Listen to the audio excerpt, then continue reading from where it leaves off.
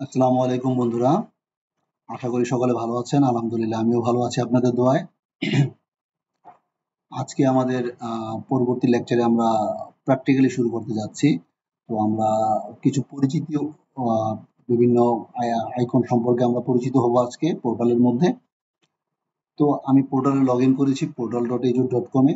পোর্টালে লগইন করার পরে আপনার যেই ভিউটা আসে সেই ভিউটা আমরা আগেও দেখেছি, এখন আবার আমরা দেখছি।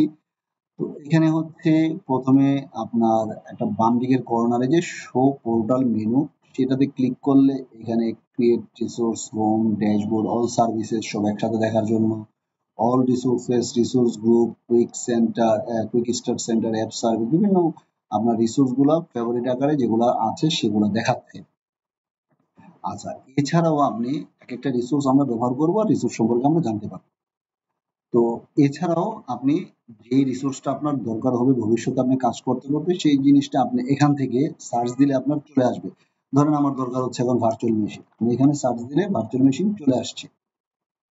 তারপরে যদি আমার ভার্চুয়াল নেটওয়ার্ক দরকার, ভার্চুয়াল নেটওয়ার্ক চলে আসছে। এজুর এসকিউএল সার্ভার বা এসকিউএল সার্ভার আপনি এসকিউএল দিয়ে সার্চ দিলে চলে আসবে। এইভাবে আমরা আমাদের রিসোর্স গুলোকে বের করে নিতে পারবো এইভাবে সার্চ দিয়ে। অথবা মোর সার্ভিসেসে ক্লিক করলে আরো সার্ভিসেস দেখাবে, নানান উপায় আছে। এখানে ক্যাটাগরি আছে, এগুলো আমরা আগেও দেখেছিলাম।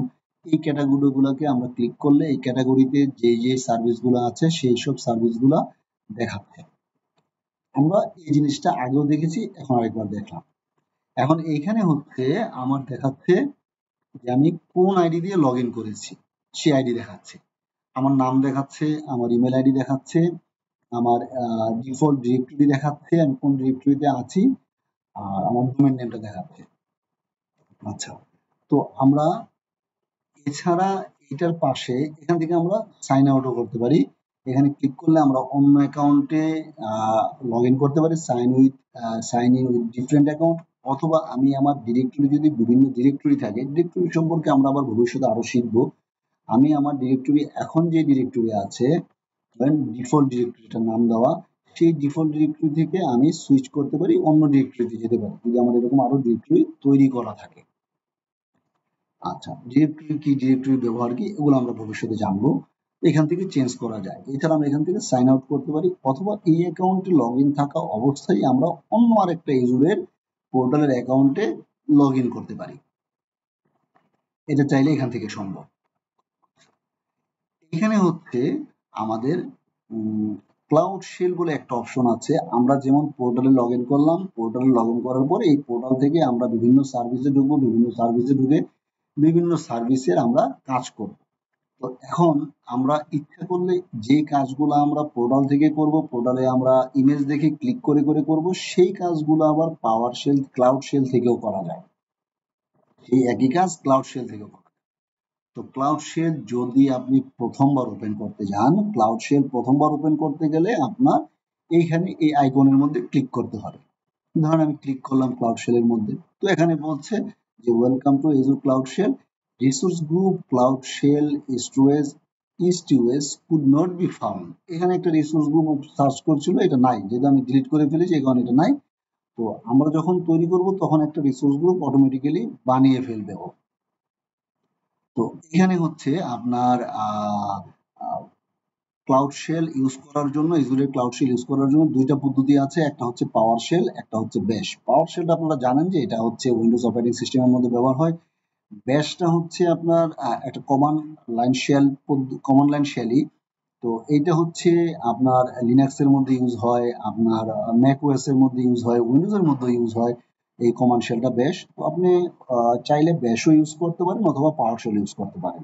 তো যেহেতু উইন্ডোজ এর প্ল্যাটফর্ম, আমরা ধরেন এখন পাওয়ার শেল ইউজ করব, অথবা অনেকে যারা নাকি লিনাক্স এক্সপার্ট তারা ব্যাশ চাইলে ব্যাশও ইউজ করতে পারেন।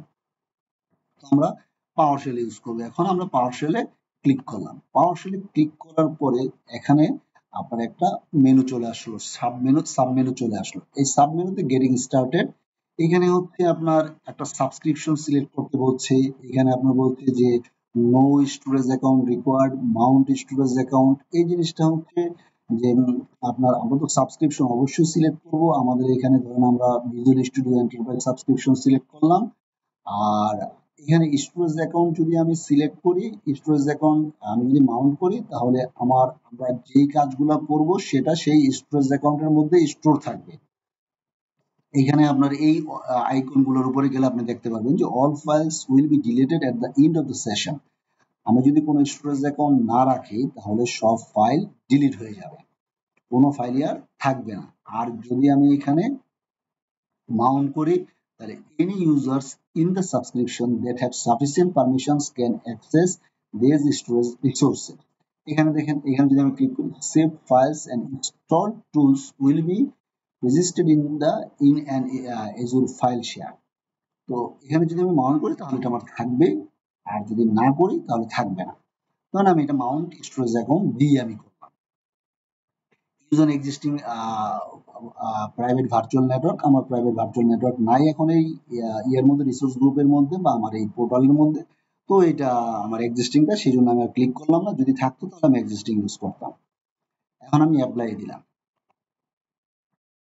এখন বলছে যে Azure Cloud Shell requires a storage account within Azure file share to persist files.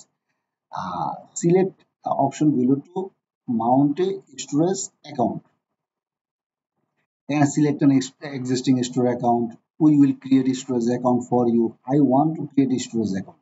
এখানে আমি নিজেও স্টোরেজ অ্যাকাউন্ট ক্রিয়েট করতে পারি, আবার যদি এক্সিস্টিং স্টোরেজ অ্যাকাউন্ট থাকে সেটা আমি সিলেক্ট করতে পারি, অথবা তারা ক্রিয়েট করে দিবে। তো আমি এটাই সিলেক্ট করলাম এখন, কারণ আমরা ভবিষ্যতে স্টোরেজ অ্যাকাউন্টের পার্টটা আমরা আলাদাভাবে দেখবো। তো এখানে দিয়ে দিলাম যে তোমরা স্টোরেজ অ্যাকাউন্ট ক্রিয়েট করো, নেক্সট দিলাম। এখন ডিপ্লয়মেন্ট হচ্ছে। এই ডিপ্লয়মেন্ট হওয়ার সময় দেখেন এখানে সাবস্ক্রিপশন হচ্ছে আপনার visual studio enterprise subscription, resource group একটা বানিয়ে নিয়েছে যে ক্লাউড শেল স্টোরেজ সেন্ট্রাল ইন্ডিয়াতে, আর স্টোরেজ অ্যাকাউন্ট হচ্ছে এই নামে একটা বানিয়ে নিয়েছে, ফাইল শেয়ার হচ্ছে এরকম একটা নামে বানিয়ে নিয়ে এলো, রিজন হচ্ছে সেন্ট্রাল ইন্ডিয়াতে। এটা ডিপ্লয়মেন্ট হচ্ছে। ডিপ্লয়মেন্ট হতে কিছু সময় নেয়, সেটা আপনার ডিপেন্ড করে রিসোর্সের উপরে। একটা ভার্চুয়াল মেশিন তৈরি হতে হতে সর্বোচ্চ 1 মিনিট সময় নেয়, ক্লাউড শেলের সেশনটা তৈরি হতে এরকম সময় নিচ্ছে পাওয়ার শেলে। তো যখন নাকি বড় রিসোর্স তৈরি হবে তখন আমরা ওই রিসোর্স তৈরির সময়টুকুতে আমরা পজে চলে যাব, অথবা আমরা অন্য কোনো ডিসকাশন করব। এখন যেহেতু এটা হচ্ছে আপনার ক্লাউড শেলের রিসোর্স তৈরি হচ্ছে, তো এটা আমরা দেখি যে কিভাবে কতটুকু সময় লাগে। তৈরি হয়ে গেল, আমার নামের প্রথম ইটুক আসলো যে পিএস পাওয়ারশেল হোম মোহাম্মদ দিয়ে আসলো, আমার নাম যেহেতু দেওয়া আছে ডিরেক্টরিটা মোহাম্মদ নামে, মোহাম্মদ নামে চলে আসলো। এটা আমার পাওয়ারশেল তৈরি হয়ে গিয়েছে। তো এখন আমি এইখানে পাওয়ারশেলের কমান্ড ইউজ করে আমি যে কোনো কাজ করতে পারি। আচ্ছা, তো এখন আমি পাওয়ারশেল থেকে চাইলে আমি সুইচ করতে পারি ব্যাশে। ব্যাশে সুইচ করতে হলে কি করতে হবে, ব্যাশের মধ্যে তাহলে জাস্ট শুধু সুইচ টু ব্যাশ ক্লিক করে কনফার্ম। এখন এটা সুইচ হয়ে যাচ্ছে, এখন এটা ব্যাশের মধ্যে চলে গেল। এখন আমি লিনাক্সের যে কমান্ড আছে আমি সেই কমান্ড গুলো ওইরকম ভাবে আমি কমান্ড এখানে ইউজ করতে পারবো ব্যাশের মধ্যে। এখন আমি যদি আমার এই জিনিস রিস্টার্ট দিতে চাই, এই সেশনটা ক্লাউড শেলে আমি রিস্টার্ট দিতে চাই, রিস্টার্ট দিব, ও রিস্টার্ট হচ্ছে।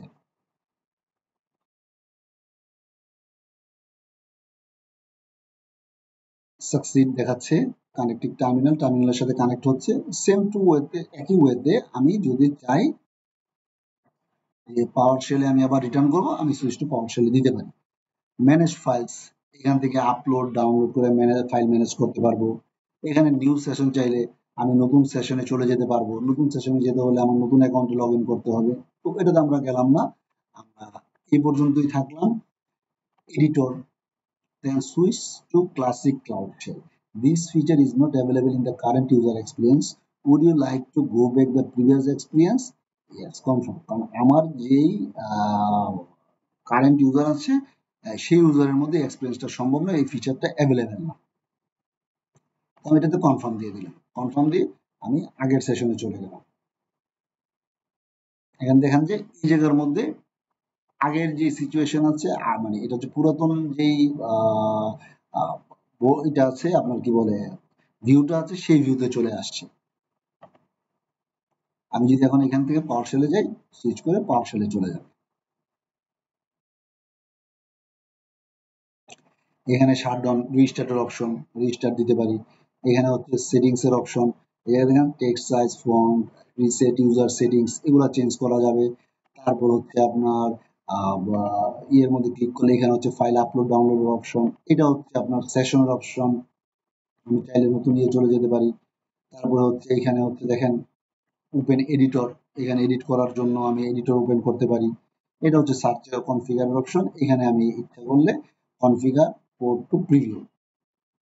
তো এই ডিটেলসে আমরা ক্লাউড শেলের কাজের মধ্যে আমরা ডিটেলসে আস্তে আস্তে আরো আমরা আহ, পরবর্তীতে যাব। তো এখন হচ্ছে আমরা এটা যা শুরু দেখলাম যে এটার কাজ কিভাবে পাওয়ার শেল ওপেন করে বা কিভাবে ব্যাশ ওপেন করে সেই জিনিসটা আমরা দেখলাম। দেখে এখন আমরা এখান থেকে আমরা চেঞ্জ করতে পারি, সুইচ করতে পারি, এই জিনিসগুলো আমরা দেখলাম এবং কিভাবে ক্লাউড শেল ওপেন করা যায় সেই জিনিসটা আমরা দেখলাম এবং ব্যাশ থেকে পাওয়ার শেল, পাওয়ার শেল থেকে ব্যাশে কিভাবে সুইচ করা যায় এই জিনিসটুকু আমরা দেখলাম। আমরা এই নোটিফিকেশনটা আগেও দেখেছিলাম, এই নোটিফিকেশন আমাকে দেখাচ্ছে যে আমার এই সাবস্ক্রিপশনে কত ডলার রিমেনিং রয়েছে সেই জিনিসটা দেখাচ্ছে এইখানে। এছাড়াও আমার আরো যখন আমি রিসোর্স তৈরি করব সেই রিসোর্স গুলো একে একে এখানে দেখাবে যে কি কি রিসোর্স তৈরি করেছি, তাৎক্ষণিকভাবে রিসোর্স তৈরি করার পরে রিসোর্সে কি আমার কোনো ইরর দিল কিনা, রিসোর্স তৈরি করতে গেলে কোনো প্রবলেম হলো কিনা, প্রত্যেকটা জিনিস এখানে আমাকে দেখাবে। তখন আমি এর ডিটেলস আবার এখান থেকে চলে যেতে পারবো। আমি চাইলে এখান থেকে এইগুলো আমি কেটেও দিতে পারি যে না আমার এই নোটিফিকেশনটা দরকার নেই এখন এখানে রাখার, আমি কেটে দিতে পারি। এখান থেকে ক্লিক করলে চলে গেল, নোটিফিকেশন চলে গেল। তারপর হচ্ছে আপনার আমি যদি পাওয়ার শেল চাই, পাওয়ার শেলটা আমি এখান থেকে ক্লোজ করে দিতে পারি।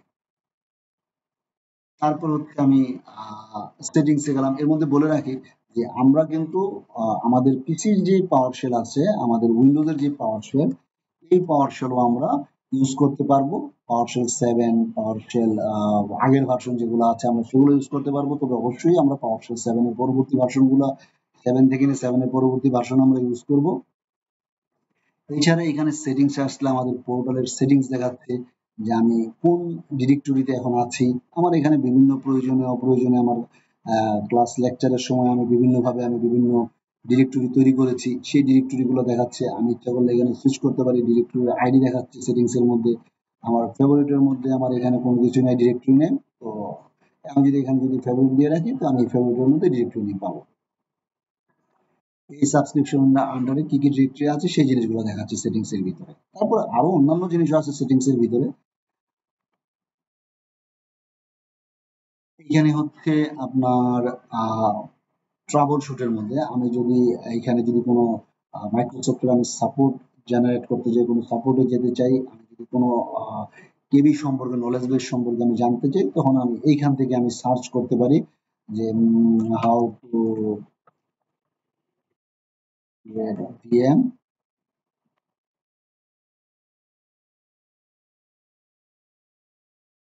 এখানে দেখেন সাবস্ক্রিপশন ম্যানেজমেন্ট, কারেন্ট সিলেকশন, এখানে আমার মধ্যে service and subscription limit next দিলাম।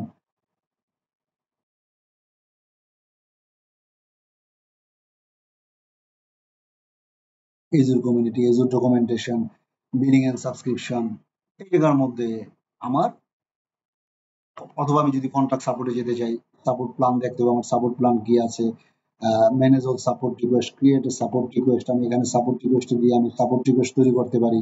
আমার কি প্রবলেম হয়েছে সেই প্রবলেম সম্পর্কে আমি জানাতে পারি, তখন মাইক্রোসফট থেকে ব্যবস্থা নিয়ে আমার সাথে যোগাযোগ করবে। সেটা মেল হইতে পারে, ফোন হতে পারে।